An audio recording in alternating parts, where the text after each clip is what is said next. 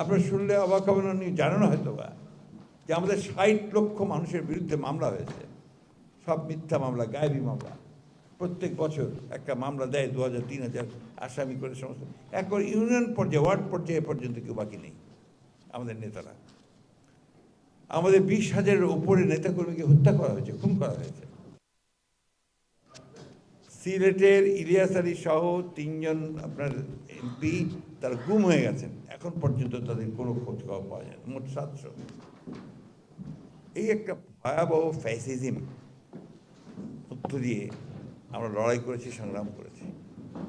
এমন একটা বছর নাই যে আমরা জেলে যাইনি। এই মামলা মোকদ্দমা বেশিরভাগ সময় আমাদেরকে কারাগারে, আদালতের সামনে কাটাতে হতো।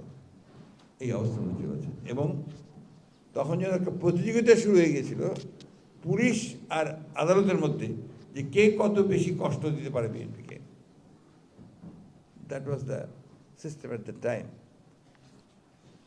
ডিবি ধরে নিয়ে গেছে, ঢোকে ঢুকে নির্মম অত্যাচার করেছে। তারপরে প্রচুর টাকা নিয়ে, যারা ব্যবসায়ী সফলতার কাছ থেকে টাকা নিয়ে তাদেরকে ছেড়েও দেয়নি, আবার মিথ্যা মামলা দিয়ে দিয়েছে।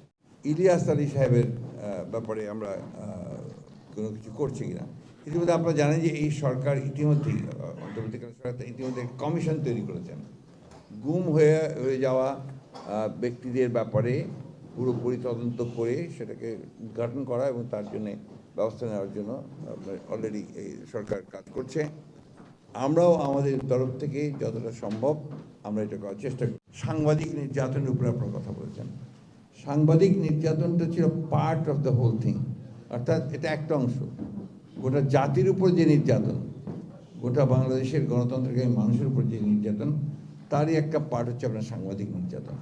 এবং অনেক সাংবাদিক নির্যাতিত হয়েছেন, হত্যা হয়েছেন, খুন হয়েছেন, কয়েক শত সাংবাদিক খুন পর্যন্ত হয়ে গেছেন এই আপনার ফ্যাসিস্ট আওয়ামী লীগের হাতে। এবং এটা হচ্ছে ওদের সবচেয়ে বড় অস্ত্র। আপনার যারা কথা বলে, যারা লেখে, তাদেরকে স্তব্ধ করে দিতে পারলে কিন্তু ফ্যাসিজম সাকসেসফুল হয়, যেটা তারা কিছুটা সাকসেসফুল করতে পেরেছিলেন। ভয় পেত মানুষ।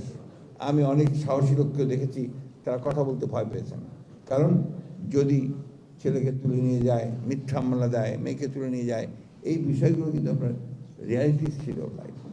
আমাদের মালিক ভাইয়ের বাড়ি হামলা হয়েছে, কায়েসের বাড়ি হামলা হয়েছে, আমার বাড়িতে কয়েকবার বোমা পড়েছে, আক্রমণ হয়েছে, আমার গাড়ি ভেঙে দিয়েছে।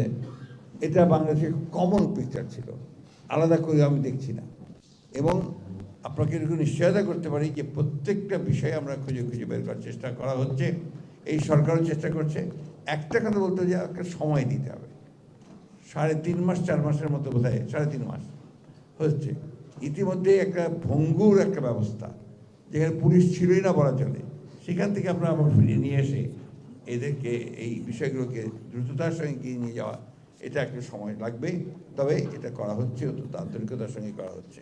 সমস্যা হচ্ছে কি, যখন আপনার একটা ধ্বংস হয়ে গেছে, এভরিথিং ইজ গ্রাউন্ডেড, আপনি এর মধ্যে থেকে যে আবার তুলবেন, এই তুলতে গেলে ইউ নিড সাম টাইম, কিছু সময় লাগবে। ওই সময়টুকু আমাদের সবাইকে দিতে হবে।